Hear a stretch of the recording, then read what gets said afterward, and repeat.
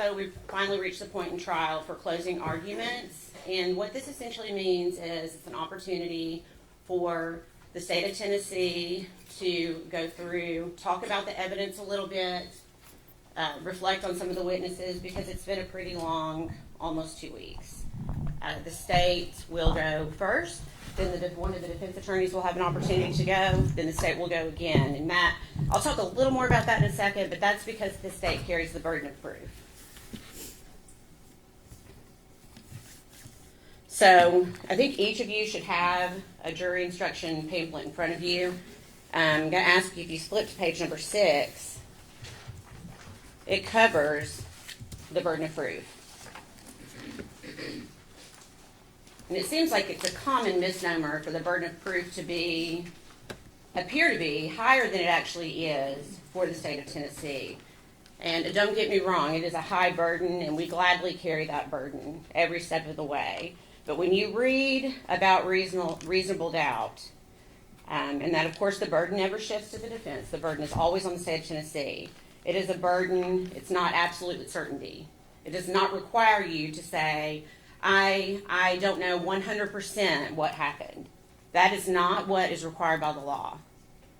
It is not absolute certainty. It's essentially, can you go to bed and let your mind rest easy? Can you, actually I'm going to do one other thing real quick. What I'm asking you to do is essentially use your own common sense. That's one of the most important things. Okay. And I'm going to give an example of what I mean by this, if I can.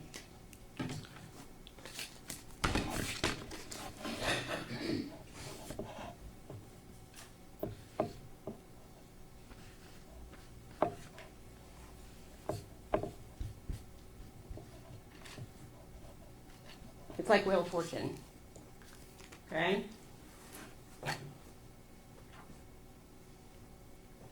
My handwriting's not the best, though. But you get the idea here. It's like Wheel of Fortune. When you see a contestant on Wheel of Fortune, and they know the answer to the phrase or the statement, they don't have all the letters when they see that phrase, but they know what the answer is. And if the state has done that, we have met our burden. And it's important to note that it's not beyond a shadow of a doubt. It's not absolute certainty. That is not what is required by the law, by the state of Tennessee.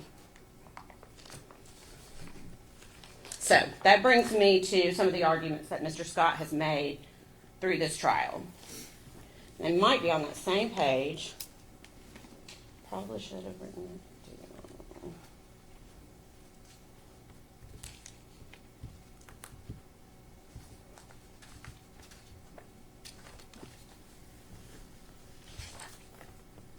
Here it is, page 5. In your instructions, in the second paragraph, it states, statements, arguments, and remarks of counsel are intended to help you in understanding the evidence and applying the law. But they are not evidence. And I beg you to remember that. When Mr. Scott gets back up and makes his arguments, remember that. The things that come out of his mouth and that came out of his mouth during trial, that is not the evidence. He tried to get you to speculate on so many things during this trial. He wanted to throw out strange theories with aluminum foil. He wanted to throw out a term that doesn't even matter anymore, SIDS. That came from his mouth, not either of the doctors, but from Mr. Scott. He's asking you to speculate. That is not evidence. I beg you to only think about the items that were put into evidence, the photographs, the recordings, and what came from the witness stand. Do not let them sway you from what actually happened in this case. He kept mentioning cadaver dogs. He wanted you to think about that. But if you remember the cadaver dogs, Tommy Boswell, on his property, what did we hear him say? The cadaver dogs didn't even go up there by the playhouse. He wants you to believe maybe the body wasn't there at that time.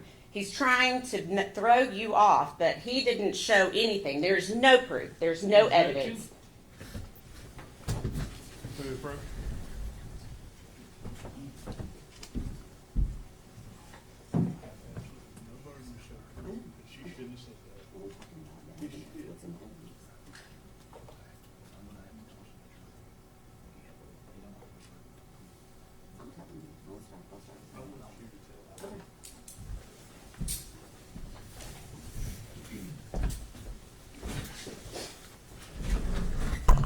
Ladies and gentlemen, I want to remind you once again, and it's in here in these instructions, but the defendant has no burden to prove anything during this trial. The burden is wholly on the state of Tennessee. Okay? Go ahead, John. Thank you. And I believe I said that. The state, we gladly carry this burden. But again, what comes out of Mr. Scott's mouth is not evidence. You heard nothing from the witness stand about cadaver dogs. There's no piece of evidence about cadaver dogs. And Mr. Scott said in his opening statement, humans make mistakes. Do you remember that? Dogs also can make mistakes. And if you remember, Agent Fraley and Agent Gratz, both with the TBI, what did they say?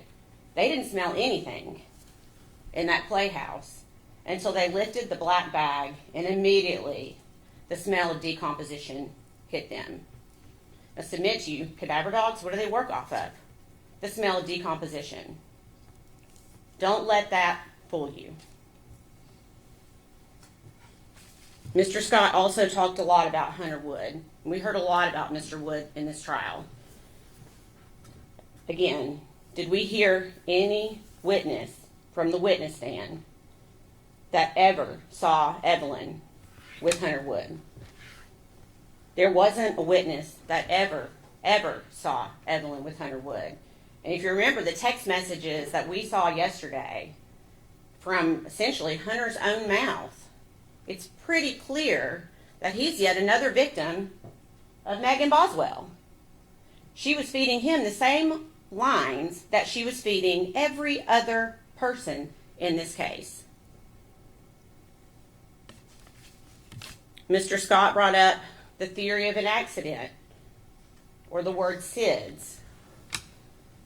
Well, you heard Dr. Malushnik say that in the past 10 years, in the state of Tennessee, a child 12 months or older has not passed away from SIDS or sudden unexplained death. Those are statistics from the state of Tennessee. But somehow Mr. Scott wants you to believe that somehow that's how this baby died, even though she has foil wrapped around her head, a blanket wrapped around that, inside a trash bag, upside down, in a trash can.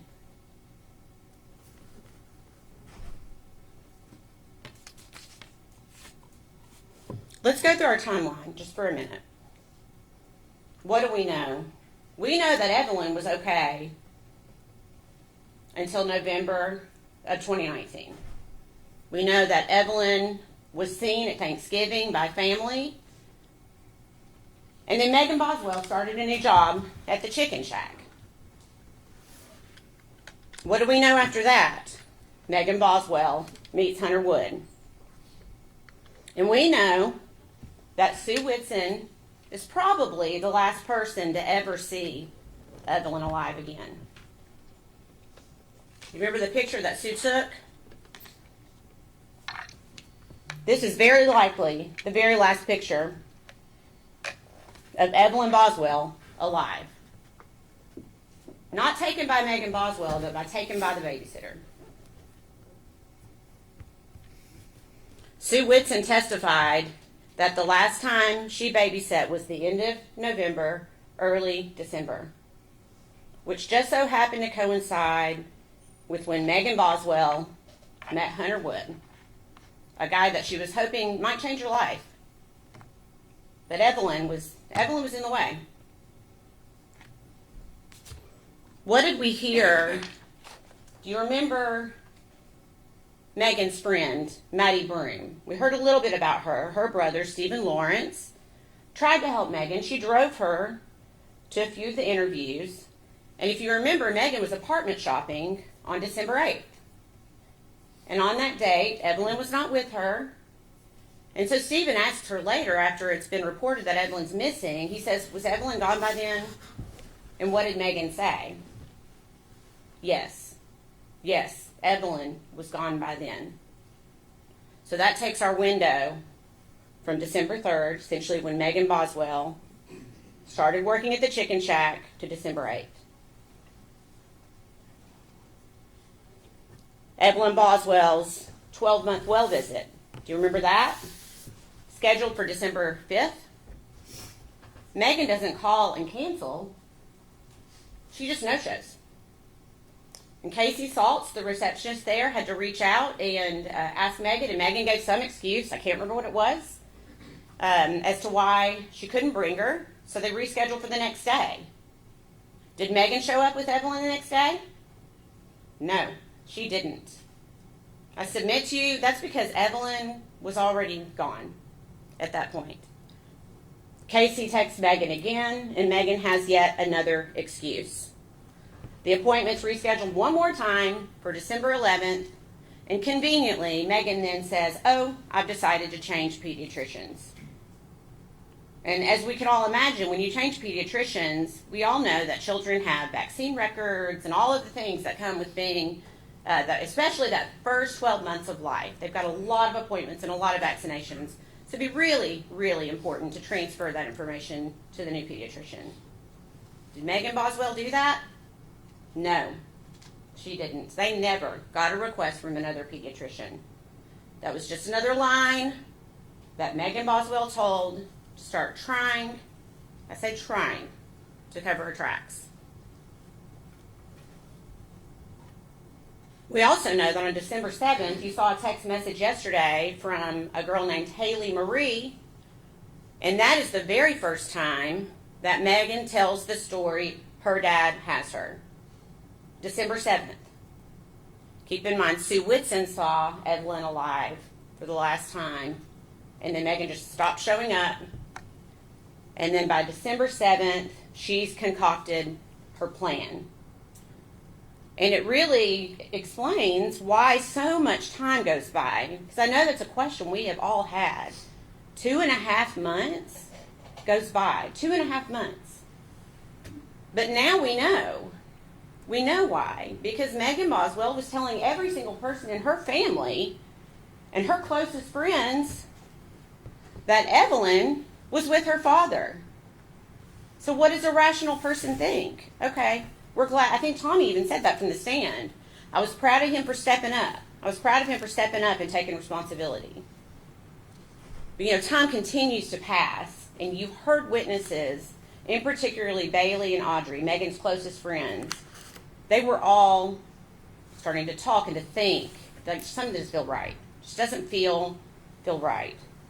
But no one could have known how wrong this was at the time.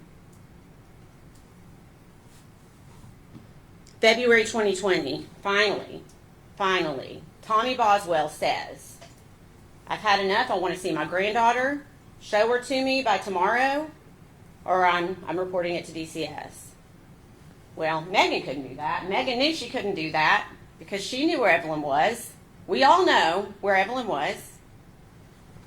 And so Megan did not produce Evelyn that day, and Tommy finally gets the ball rolling on trying to find this little girl. And they first show up at Hunter Wood's house on the lake in a nice neighborhood, and Megan Boswell's there, but there's no baby. There's no Evelyn. And you remember, the only thing Megan, you remember James Lewis from DCS, the only thing Megan was really able to show was this box from Hunter's bedroom. And you remember what Megan called that box? A memory box. Now, why would you call something a memory box if you are alleging that your child is still alive? This is all Megan Boswell had of Evelyn in that house that she was trying to show DCS that Evelyn was living in. She couldn't show him diapers. She couldn't show him a pack and play. She showed one outfit that she held up on a hanger, not an outfit that Evelyn had ever worn.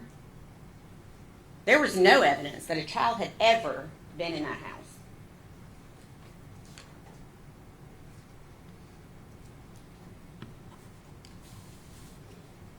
Now, I'm going to touch on something briefly. If you remember Paul Durant yesterday, going back, I'm trying to just give you a little bit of a timeline. If you remember, he talked about Ethan Perry in the military because Megan Boswell led him to believe that he was the father, even though he had his doubts. She convinced him that he was the father of Evelyn. We know he was not the father. We know that. And he said she was sharing photos daily, constantly sharing photos. Until what day? Do you remember the date? December 3rd. On December 3rd, Megan Boswell stopped sharing photographs of Evelyn. And she continues to send pictures, but if you remember, Agent Durant he's a smart guy. And so he was able to check her full Facebook extraction.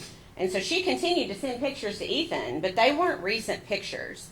It was just another way that she could try to keep this facade going just as long as she could.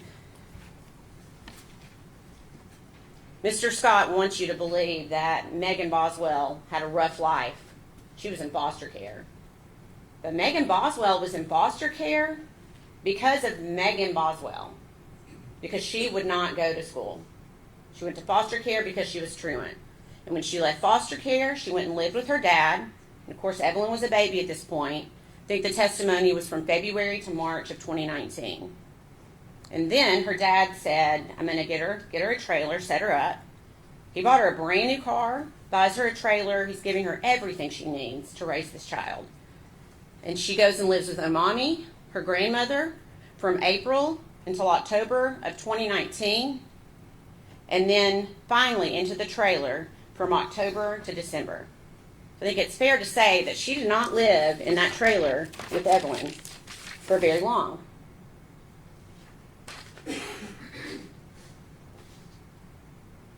But in that short period of time, this is what she was able to do to that trailer. Can we look at that for a second? That's what she had her child living in. If that's not neglect, she does this in 2 months.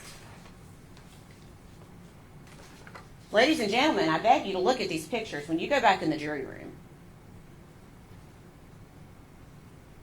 That, in 2 months, is what the defendant was able to do to the home her dad provided for her and her child. And within 2 months, Evelyn was dead. And I stated maybe it's just my opinion, there are a lot of victims in this case. Bailey Hawkins, her very best friend. Did you see how difficult it was for Bailey to testify?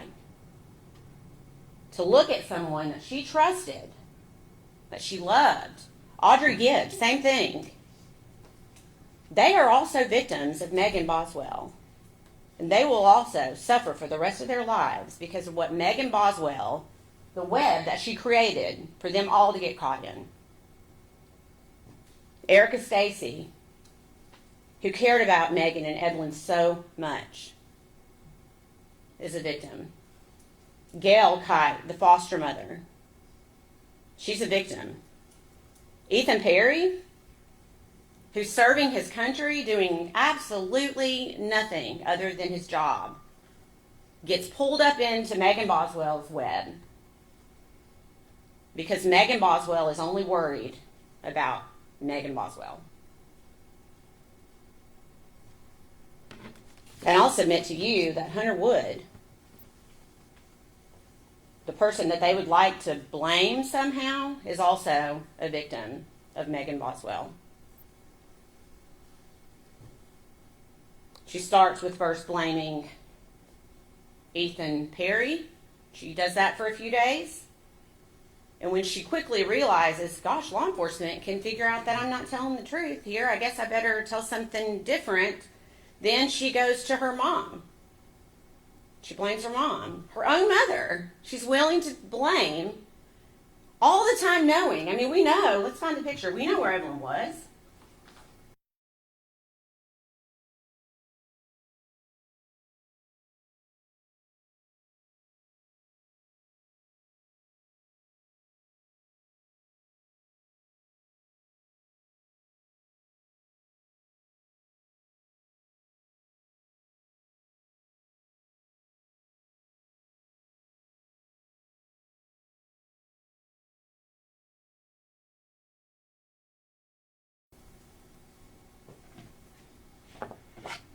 There she is.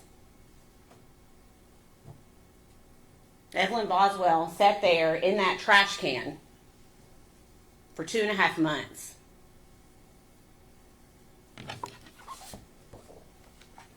And her mom discarded her, not just Evelyn, but everything that was associated with Evelyn. Everything. Because she didn't need it anymore. Everything. She didn't need that stroller anymore, so she left it behind. She didn't need the clothing. Do you remember all the pictures that came in and all that stuff that was in that shed? Because she didn't need it anymore, because she knew where Evelyn was. The defense wants you to believe that Hunter Wood is the one that backed Megan's car up to that shed? In the middle of the day. In the middle of the day, Hunter's just going to go over there. He has a truck. The testimony was that Hunter had a big truck. Now, why in the world, if he had a truck, I mean, this clearly took more than one trip. I guarantee you. Look at all this stuff. They want you to believe that Hunter Wood backed Megan Boswell's car up to that shed that day. Tommy came home. It was in the middle of the day. Where's the diagram? Do you remember the diagram of the scene? Look at this diagram.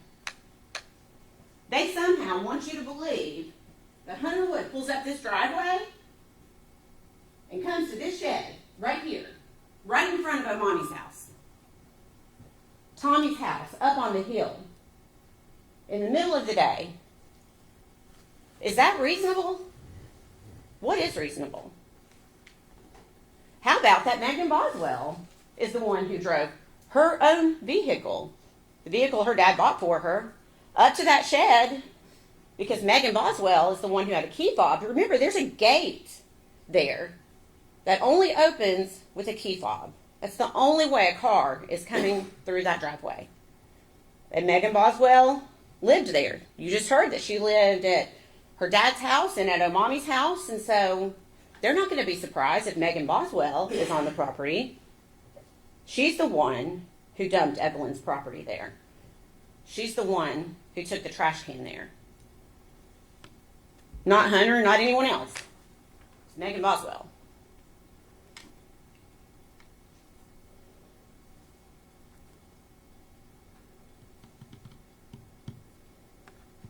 Do you remember there was more than one text message? And of course, keep in mind, the whole time these text messages are coming through, that's where Evelyn is, okay? Just think about that for a second. I'm not going to take the time to go through these because you can do that. You can take all of this back with you into the jury room. I encourage you to go back and read all of these text messages and remember the dates that we've talked about. But while Evelyn Boswell is sitting in this trash can and people are asking Megan, how's Evelyn? What does Megan say more than once? Mean as fuck. First of all, she's a 12-month-old child. And every other witness said that she was a lovely child to be around.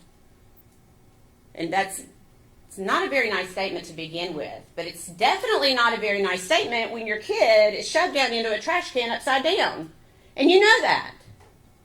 Agent Fraley was on the stand, and you heard Megan Boswell admit that she knew Evelyn was dead. She was telling all of those stories to law enforcement. And she told more than one person, Evelyn's mean as fuck. And when Agent Grass asked her about it, she goes, what's your point? What's your point? And that's an interview with Agent Grass that you can also go back and watch if you'd like to do that.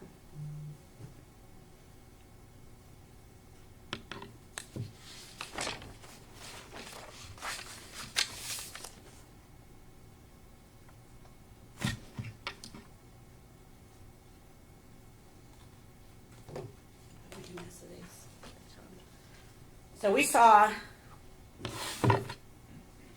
the defendant enjoyed crying during this trial because she has an audience and she really enjoys that. But did we see her crying any other time? Did we see her crying from the witnesses on the witness stand and what they told us about her?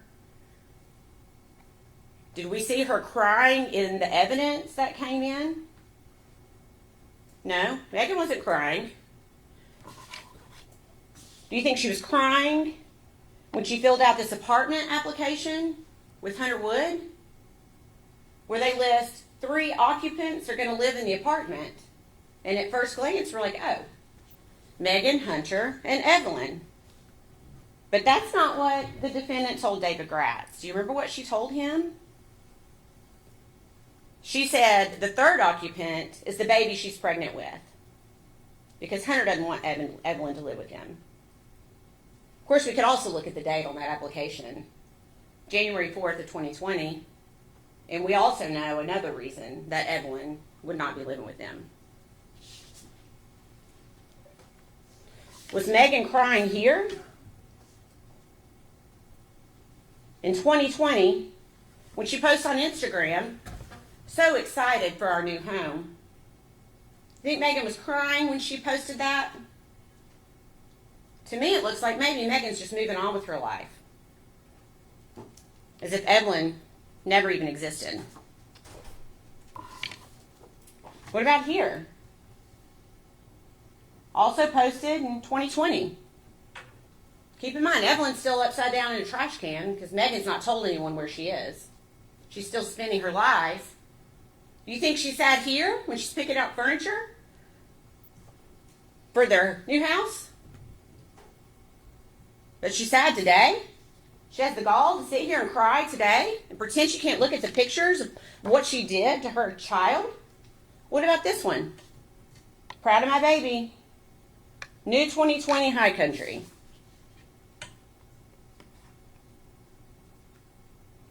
Was she sad then? What about in December? Weeks after Evelyn has been brutally murdered. What is Megan Boswell doing? Does she look, maybe we should zoom in, does she look sad here? Maybe she is. Sure doesn't look like it. Her kid's upside down in a trash can, and she's going to the aquarium with her new boyfriend.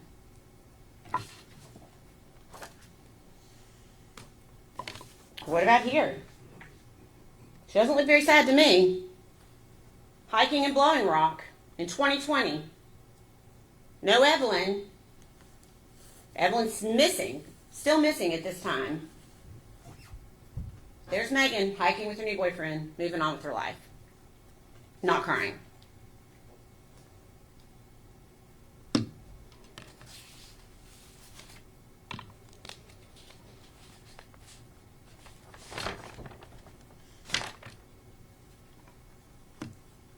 Maybe Megan Boswell didn't have an end game.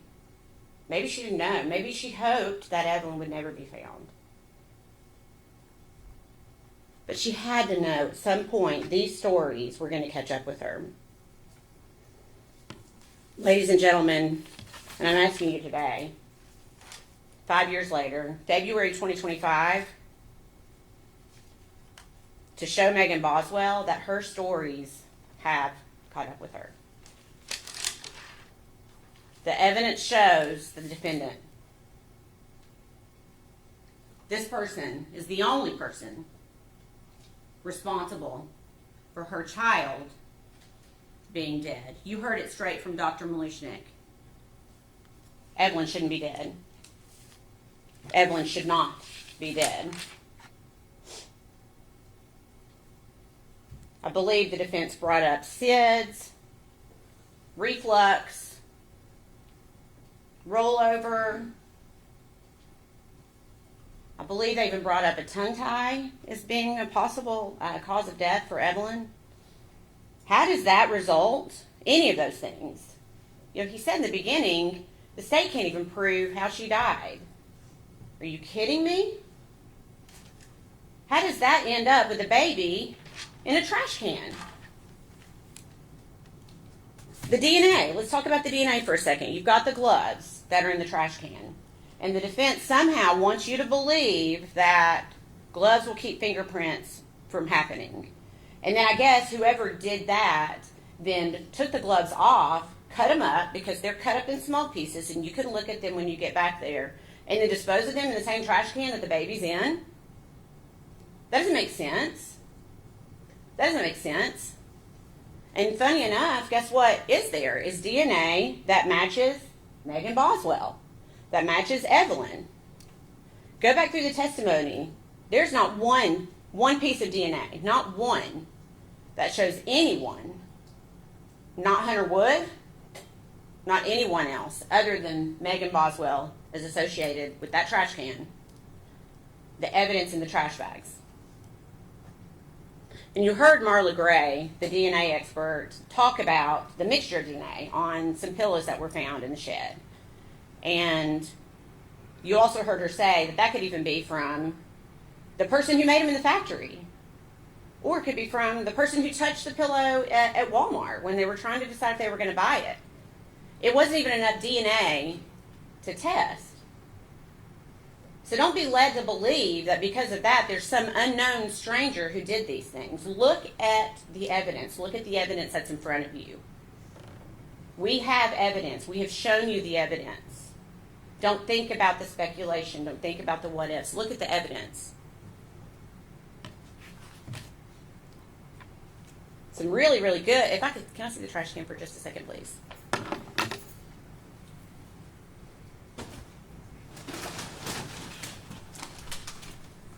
Thank you.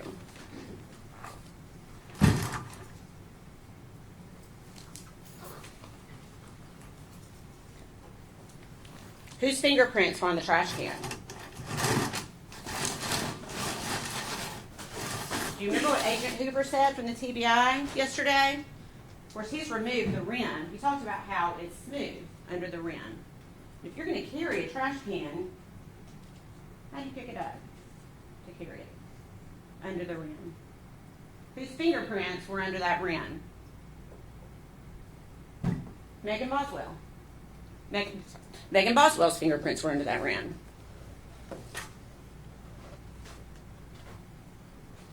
If we look at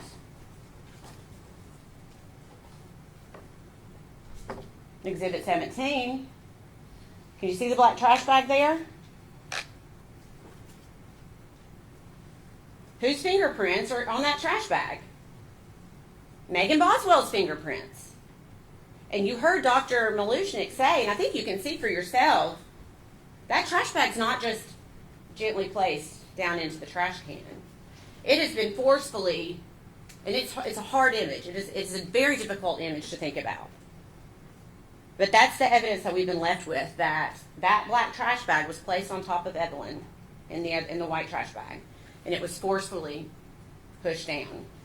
Compressed, I think is a word that was used during the trial. And that's how Megan Boswell's fingerprints ended up on that black trash bag. Even more damning than that is the fact that Megan Boswell's fingerprints are on the foil wrapped around Evelyn's head. I would love to know a different explanation for how Megan Boswell's fingerprints got on that foil, on that trash can, on the black trash bag, except for the fact that she murdered her baby. She put her in that trash can with food trash and debris, covered her body, essentially mummified her, and tossed her away, literally, with the trash.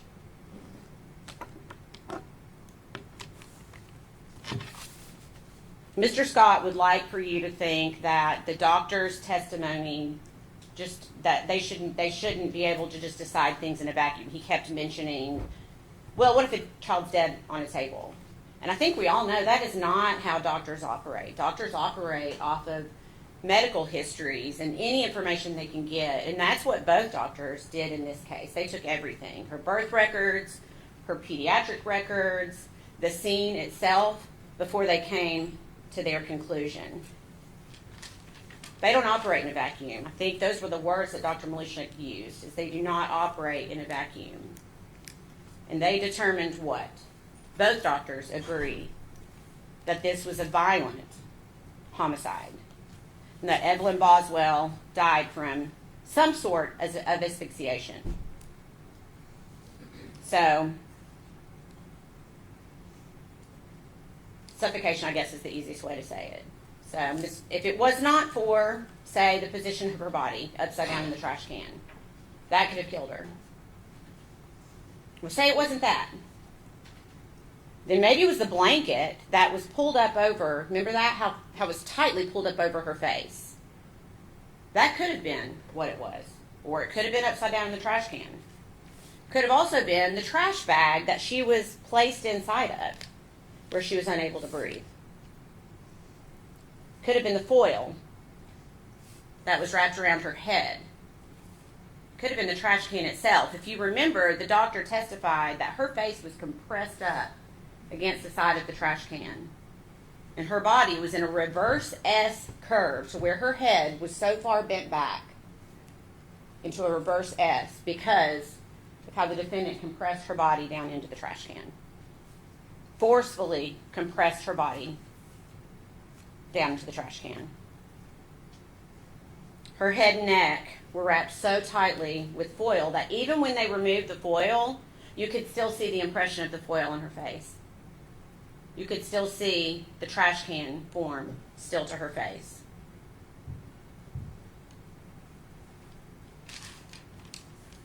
Quickly, I'm going to ask you to go to your verdict form page.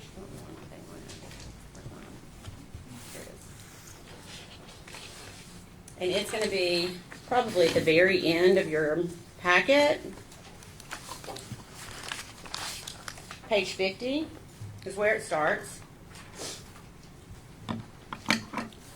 So these verdict forms, I'm going to show you one example. Okay. So you'll see here, this is just for count 1, and I'm just giving it as an example. We, the jury, find the defendant and mark the appropriate box. So if you go back in the jury room and you agree as a whole that Megan Boswell is guilty of first-degree murder, you do not need to consider anything below that. Those are what we call lesser-included offenses, and we're required by law to put those on the verdict form for you to consider. But if you unanimously agree that Megan Boswell is guilty of first-degree murder, you can check that box and move on. You are not required to go through every single one of those if you believe that she is guilty of what she's charged with in that count. And if you go through these, you will see that each count of the indictment is similar. There are lesser included offenses for each one of these. And again, I will ask you that if you can unanimously agree, you do not need to go any further on that verdict form. The state has to prove several elements for each charge, and those are also in your packet.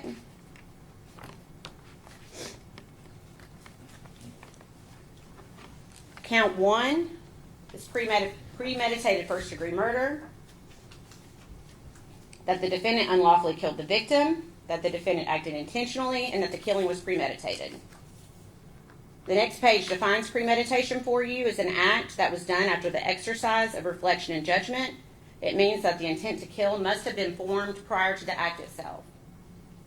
So that means essentially when Megan Boswell wrapped Evelyn in the blanket, and you think, well, maybe she didn't have premeditation then.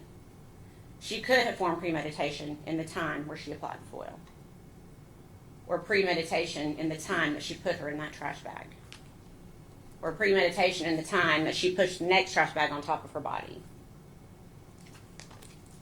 Ladies and gentlemen, I submit to you there is nothing about this case that is not premeditated. Count 2 and count 3 are what we call felony murder in the state of Tennessee. That's where we allege that a murder happened during a certain felony. And these felonies are aggravated child abuse and aggravated child neglect.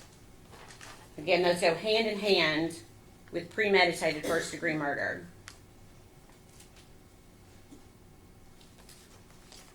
We submit to you that not only did the defendant abuse the child, but that she neglected the child. And one of the perfect examples is how she left her in the trash can. That's neglect. Leaving her in the trash can, that's abuse. And it resulted in her death, which is felony murder. And we have to prove that the child is under the age of 8.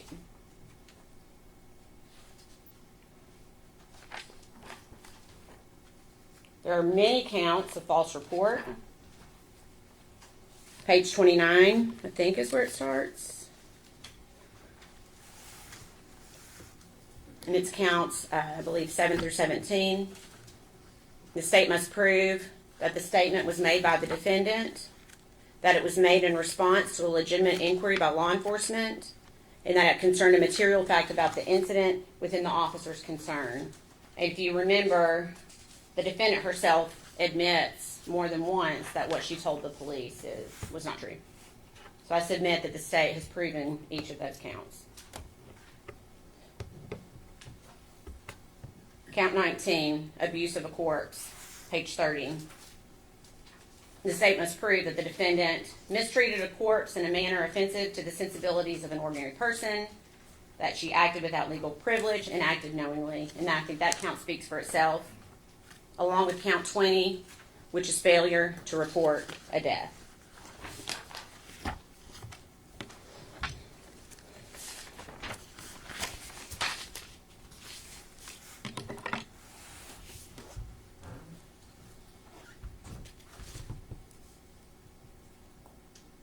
A lot about this case really has been more about Megan Boswell than about this child, Evelyn.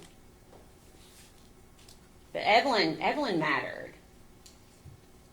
She deserved to grow up. She deserved that, but her mom took that away from her. And there's no evidence that anyone else was involved. I think you can see this was a pretty good investigation. It was very thorough, and the evidence continued to point in only one direction. The evidence only pointed at one person, Megan Boswell. She failed her daughter. She had the chance to keep her safe, to protect her, to give her to someone else if she couldn't handle her. You heard from the witnessing, there were people that she could have given Evelyn to that would have given her a beautiful life. But instead, she violently murdered her daughter. And she told story after story after story for 2.5 months.